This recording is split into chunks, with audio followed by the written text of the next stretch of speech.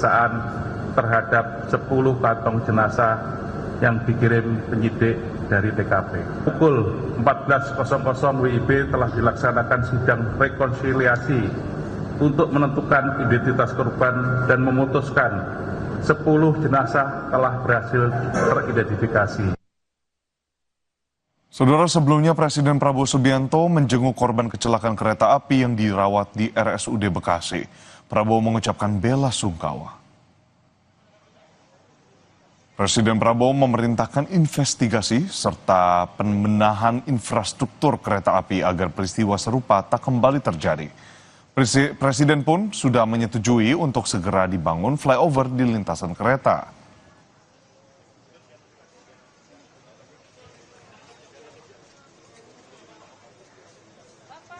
Bela sungkawa atas nama pribadi, atas nama pemerintah. Kita segera akan mengadakan investigasi kejadiannya bagaimana, tapi secara garis besar memang kita perhatikan lintasan-lintasan kereta api ini banyak yang tidak dijaga ya, banyak tidak dijaga. Kita segera akan atasi.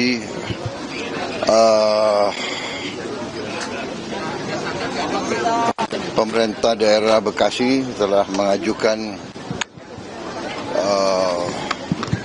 dibuat flyover, sudah setujui segera dibangun flyover langsung oleh bantuan Presiden. Saudara, karyawan Kompas TV Nur Ainia Eka Rahmadina menjadi korban meninggal dalam insiden tabrakan kereta Agro Bromo Anggrek dengan KRL di stasiun Bekasi Timur. Ain menjadi salah satu korban dari tragedi maut laka kereta di Bekasi Timur. Senin malam, usai bekerja, Ain meninggalkan kantor menaiki KRL menuju Bekasi. Jenazah Nur Ainia Eka Rahmadina teridentifikasi di RS Polri Kramat Jati.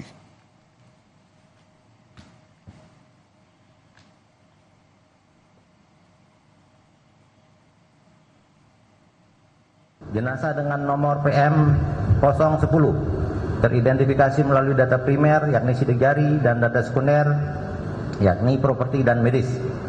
Cocok dengan nomor AM 008 sebagai Nur Ainia Eka Rahmadina, 32 tahun, beralamat Tambun Selatan, Bekasi. Setelah selesai diidentifikasi, jenazah Ain kemudian diserahkan ke keluarga untuk dibawa ke rumah duka. Keluarga serta kerabat mengantar keberangkatan jenazah Ain dari RS Polri Kramat Jati ke rumah duka. Keluarga besar Kompas Gramedia dan Kompas TV mengucapkan duka yang mendalam atas meninggalnya Ain.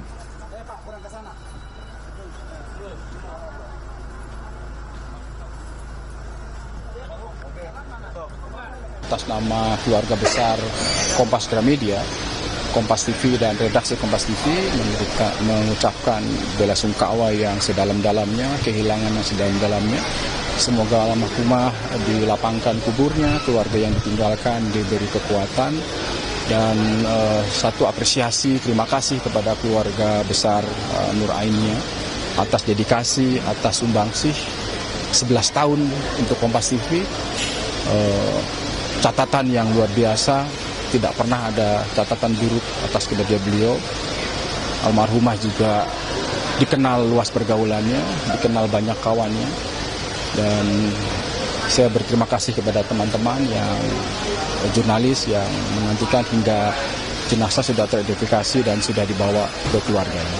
Terima kasih. Setibanya di rumah duka, jenazah Ain disambut isak tangis dari keluarga. Kepergian Ain meninggalkan duka mendalam bagi keluarga dan kerabat. Pemakaman jenazah rencananya akan dilangsungkan pagi ini.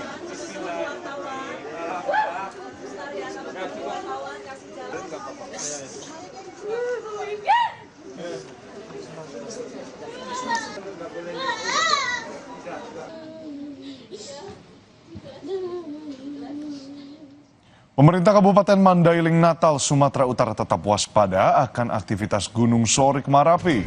Selengkapnya kita diskusi bersama Bupati Mandailing Natal. Tetaplah bersama kami.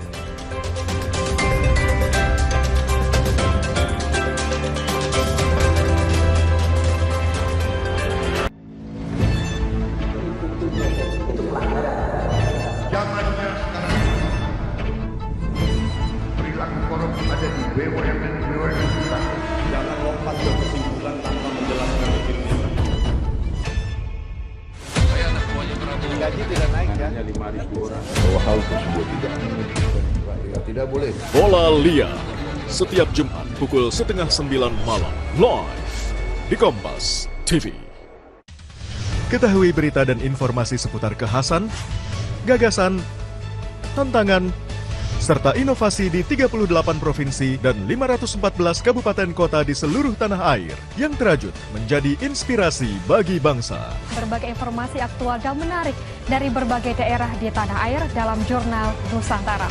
Ikuti Jurnal Nusantara setiap hari pukul 6:30 pagi, live di Kompas TV.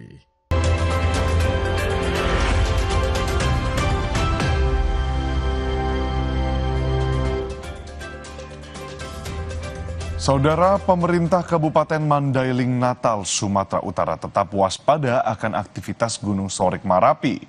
Selain menetapkan radius 1,5 km dari puncak gunung, warga juga diimbau agar tenang serta waspada. Status Gunung Sorik Marapi di Kabupaten Mandailing Natal, Sumatera Utara sudah ditingkatkan menjadi waspada pasca gempa ratusan kali yang terjadi 2 pekan lalu. Gunung Sorik Marapi yang berada di Kecamatan Puncak Sorik Marapi, Kabupaten Mandailing Natal, Sumatera Utara ini kini naik menjadi level 2 waspada. Larangan kepada masyarakat atau wisatawan sudah disosialisasikan agar mengurangi aktivitas di radius 1,5 km dari puncak gunung. Masyarakat juga diminta menjauhi Kawah Sibanggor Tonga dan Kawah Sibanggor Julu untuk mengantisipasi ancaman semburan lumpur panas dan gas beracun. Bupati Mandailing Natal, Sumatera Utara, Saipullah Nasution mengatakan sudah mengimbau masyarakat untuk berhati-hati dan mengurangi aktivitas di radius terdekat dengan gunung. Dan kini pemerintah daerah sudah berkoordinasi dengan pemerintah pusat untuk membantu memberikan alat pendeteksi gempa. Dari pemerintah daerah menghimbau kepada masyarakat yang ada di sekitar sini, di Sibanggor, Tonga dan Julu ya, yang perlu waspada karena memang lebih dekat dengan posisi gunung. Tadi kita dapatkan informasi, terutama di puncak gunung harus dihindari kurang lebih 1,5 km, tidak boleh mendekat dari posisi Merapi. Pemerintah mengimbau masyarakat agar tetap waspada dengan aktivitas Gunung Sorik Marapi ini. Dan pihak pemerintah akan terus memberikan informasi terkait perkembangan aktivitas gunung berapi ini. Khairul Bazar, Kompas TV, Mandailing Natal, Sumatera Utara.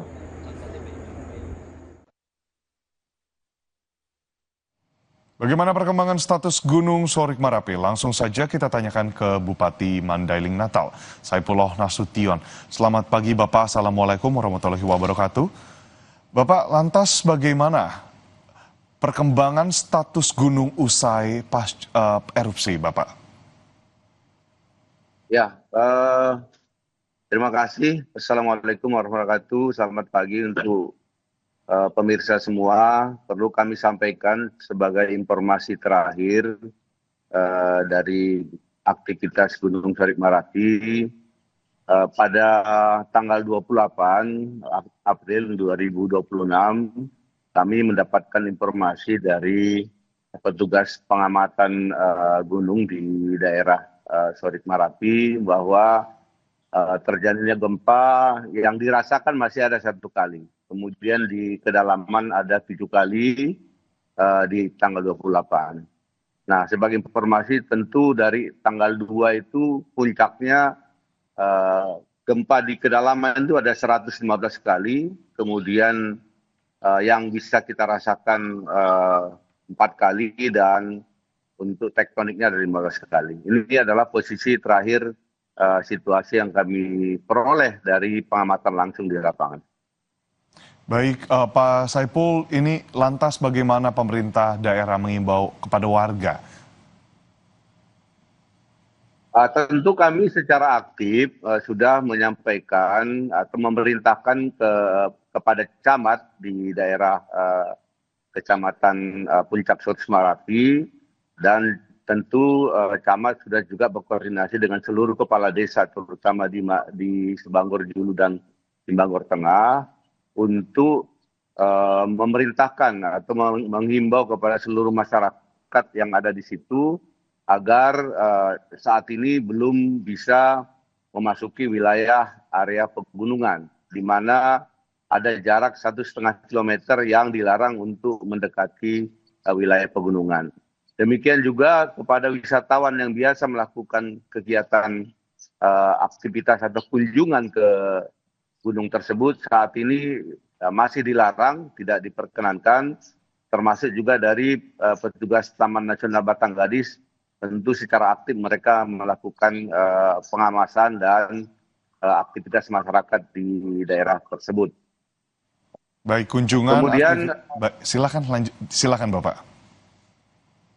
Ya, artinya sampai dengan saat ini situasi di daerah tersebut dapat dikendalikan oleh pemerintah daerah dengan senantiasa berkoordinasi secara aktif dengan petugas pengamat di pos pengawasan maupun dengan jajaran pemerintah kita, termasuk dengan forum komunikasi pimpinan daerah yaitu Polsek maupun dari TNI. Baik, Bapak, berarti ada pelarangan untuk aktivitas warga di radius tertentu, dan Bapak mungkin boleh ditegaskan sekali lagi untuk erupsi terakhir itu kapan, dan ini jadi hal yang penting untuk mitigasi, Bapak. Apakah ada sistem khusus yang dibentuk oleh pemerintah kabupaten?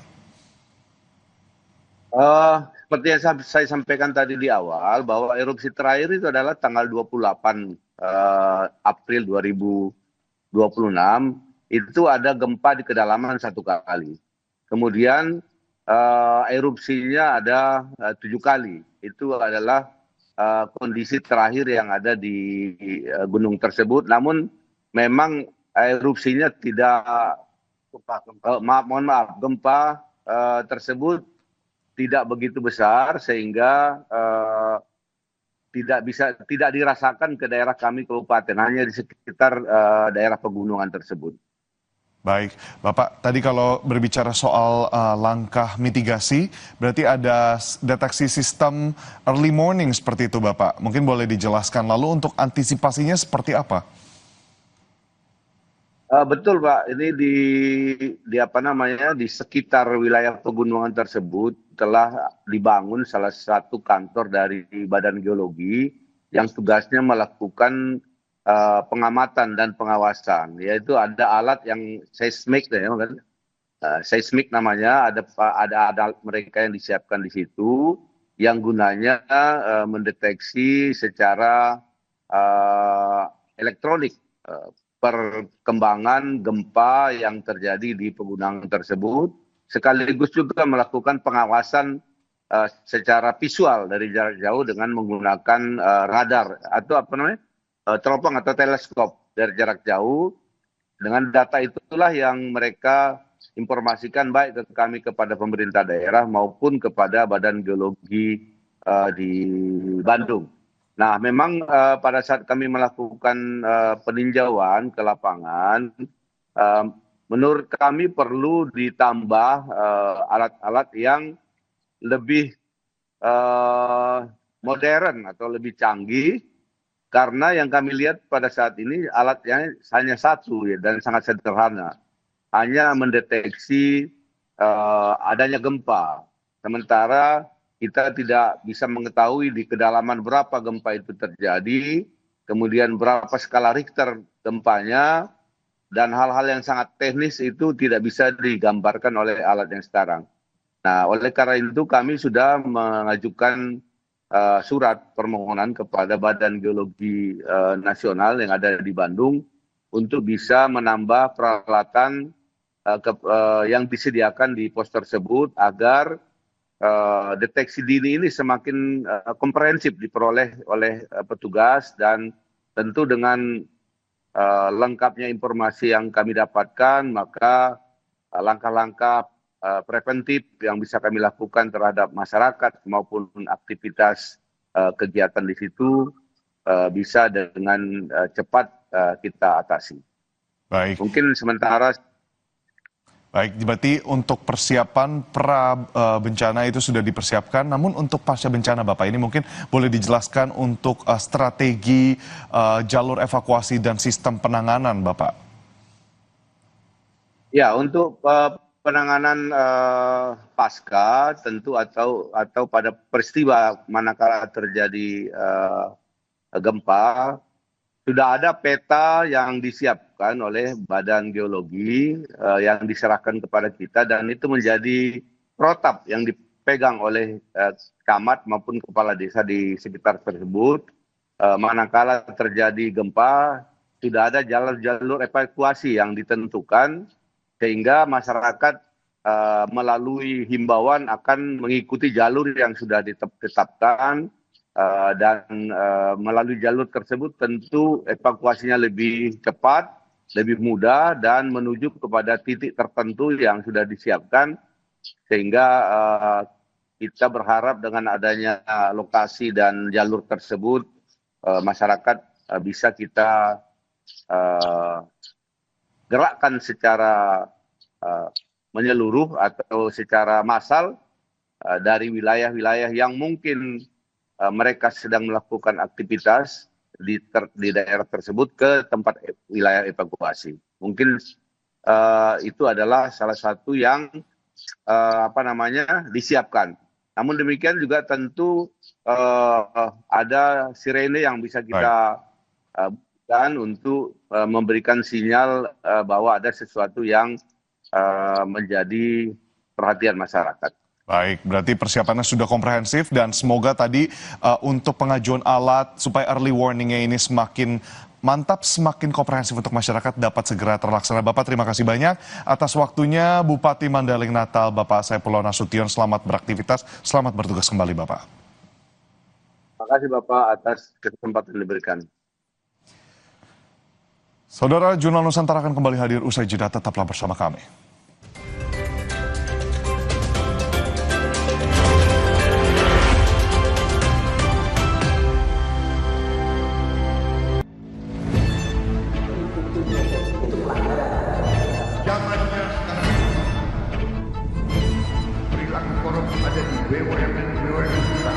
Jangan lompat ke kesimpulan tanpa menjelaskan dirinya.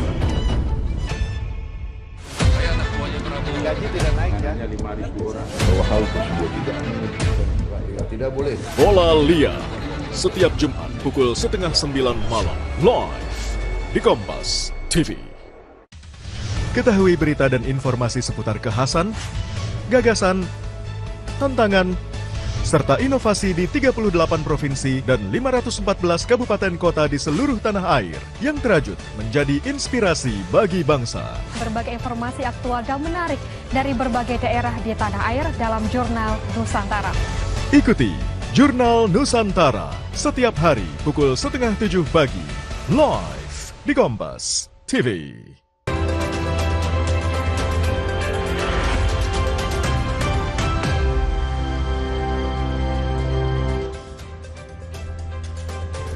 Saudara, 10 jenazah korban meninggal insiden tabrakan kereta Argo Bromo anggrek dengan KRL di stasiun Bekasi Timur yang dibawa ke Rumah Sakit Polri telah teridentifikasi. Kepala Rumah Sakit Polri, Brigjen Prima Heru menyebut pihaknya menerima 10 kantong jenazah yang langsung diidentifikasi oleh tim DVI Polri. Seluruh jenazah telah teridentifikasi dengan pencocokan sidik jari, rekam medis, dan properti pribadi. Saudara, jenazah korban kemudian diserahkan kepada pihak keluarga.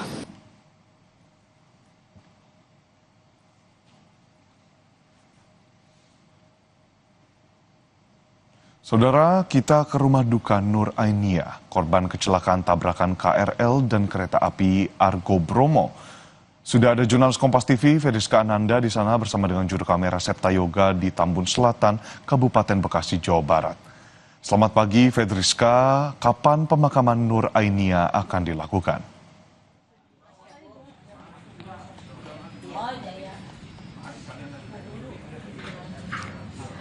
Ya, Edwin, informasi yang kami dapatkan pemakaman untuk rekan kita Nur Ainia Rahmadiana yang mana nanti akan diselenggarakan pada pukul 8 pagi waktu Indonesia Barat. Tadi informasi ini kami dapatkan dari adik dari Ainia, yakni Ian, yang mengatakan bahwa dalam waktu dekat ini jenazah Ainia ini akan segera dibawa ke masjid untuk dilakukan sholat, kemudian juga akan segera dibawa ke tempat pemakaman ataupun peristirahatan terakhir di TPU Mangunjaya, Tambun, Bekasi, di mana dari tadi malam semenjak jenazah Ainia ini tiba di rumah duka ini tidak henti begitu ya, surat yasin dan juga doa diantarkan oleh tetangga, kerabat dan juga keluarga yang melayat ke rumah Ainia. Jadi memang ini begitu besar kehilangan, begitu dalam juga kehilangan keluarga dan juga kita keluarga besar Kompas TV atas kehilangan ataupun berpulangnya Ainia pada kecelakaan ataupun insiden pada hari kemarin. Kalau misalkan untuk pagi hari ini memang dari pihak keluarga ini masih tengah bersiap untuk kemudian melakukan, tadi saya sampaikan bahwa dalam waktu dekat akan dilaksanakan sholat untuk kemudian dihantarkan jenazah Ainia ke pemakaman di TPU yang tidak jauh letaknya dari kediaman Ainia. Dan hingga saat ini pihak keluarga juga masih melantunkan surat yasin dan juga melantunkan doa untuk menghantar kepergian Ainia, Edwin. Baik. Berarti kita masih akan menantikan untuk proses pemakaman yang digelar pada pukul 8. Lantas Fedriska, di sana bagaimana dengan keramaian? Apakah di sana juga sudah ada perwakilan dari teman-teman Kompas TV?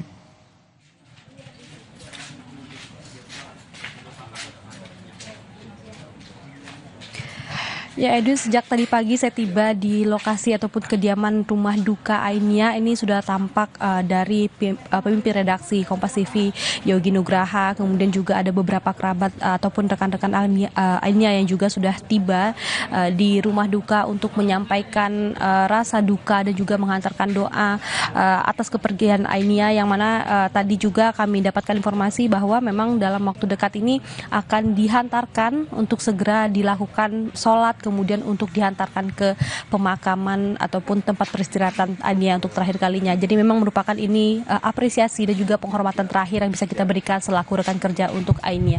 Edwin.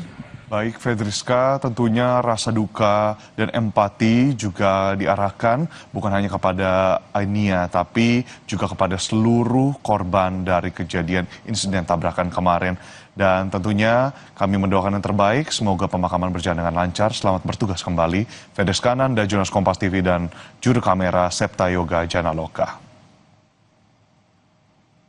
Saudara, 30 menit sudah kami menemani awal hari Anda dengan beragam informasi menarik dari sejumlah daerah di tanah air. Jurnal Nusantara kami akhiri, sampai jumpa esok hari. Saya Edwin Chan, tetaplah di Kompas TV, independen, terpercaya.